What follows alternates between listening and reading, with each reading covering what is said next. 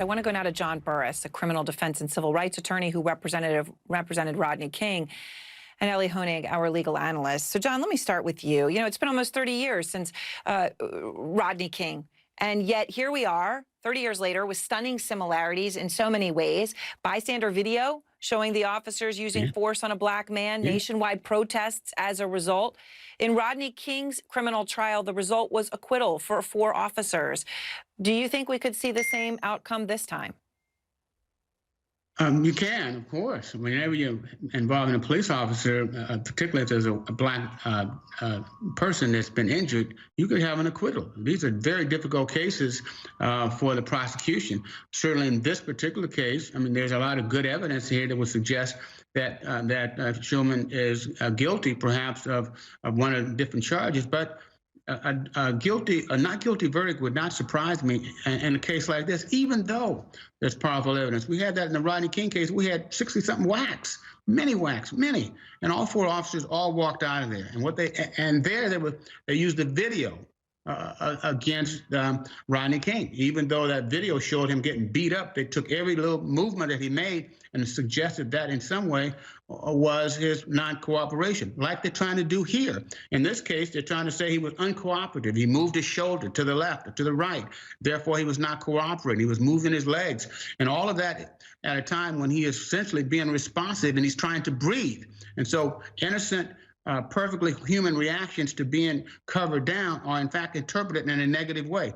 That's certainly what the defense is going to do, aside from this whole angry black man argument that took it on the crowd and the big black man that they're doing with Floyd. These are stereotypes that are being played in this particular case, and what the defense is doing is planting seeds around these issues for later to cover when they put on their own case in chief. The prosecution is winning now, but at the same time, they should be winning. And there'll come a time when the prosecution will have to respond to and overcome many of these stereotypic arguments that the defense is putting forward. Rodney King in a criminal case could not. That did not happen.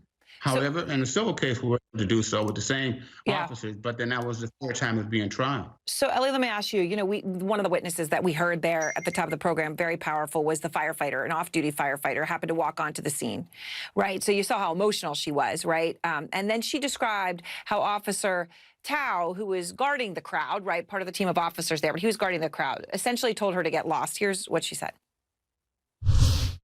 He said something along the lines of, if you really are a Minneapolis firefighter, you would know better than to get involved.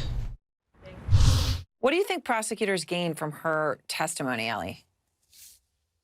An awful lot, Erin. She was a remarkably important and effective witness, and here's why. First of all, like many of the other eyewitnesses we've heard from over the last 2 days, this witness gave us a vivid, disturbing account of what exactly she saw happen right in front of her, the way the police officers were brutalizing George Floyd. But beyond that, that piece of testimony where she talked about she's a trained professional EMT and she offered to render the most basic life-saving aid, and she was turned away by those police officers. There's really only 2 reasonable conclusions you can draw from that. Either the police officers did not care in an inexcusable way about what happened to George Floyd, or they wanted harm to come to him. That's really damaging for the defendant here.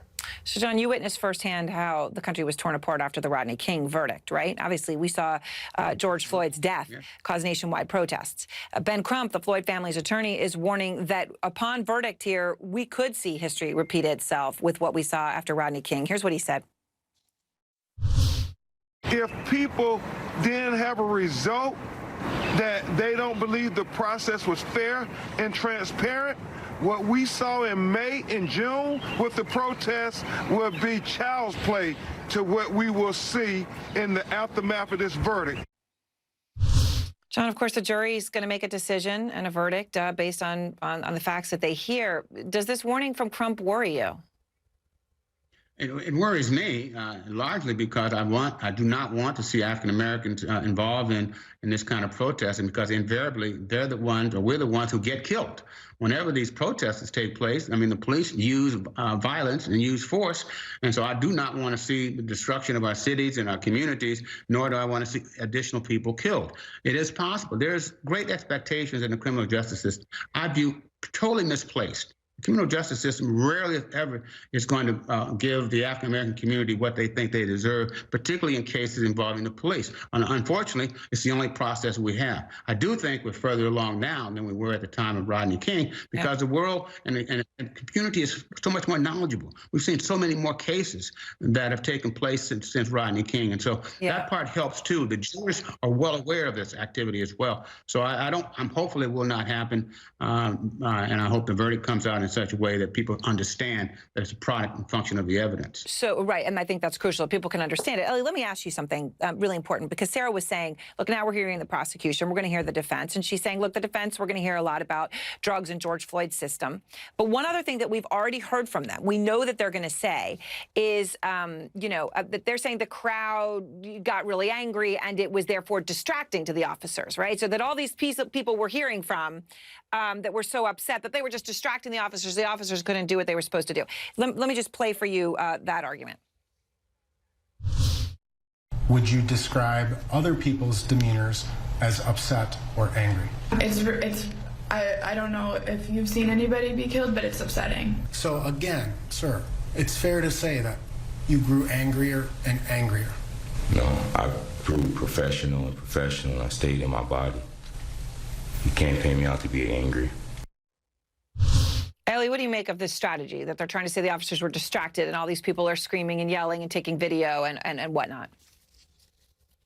This is an utterly terrible defense. It is completely unconvincing. I think it's self-defeating for the defendant. First of all, the video evidence shows this was not an unruly crowd. This was a fairly orderly crowd. And as the witnesses explained, they only got louder as the situation for George Floyd got more and more dire. And it's such a ridiculous argument. What are we to believe here? Derek Chauvin couldn't possibly do his job because he was distracted by a handful of people on the street saying things? I mean, if so, he's an absolutely atrocious police officer, and it backfired too. When the defense lawyer asked the EMT, well, what if you were trying to put out a fire and people were saying things to you? She said, wouldn't make a difference because I'd be focused on doing my job. That is called backfiring on a defense lawyer. All right, John, Ellie, thank you both very much for your analysis tonight as this continues.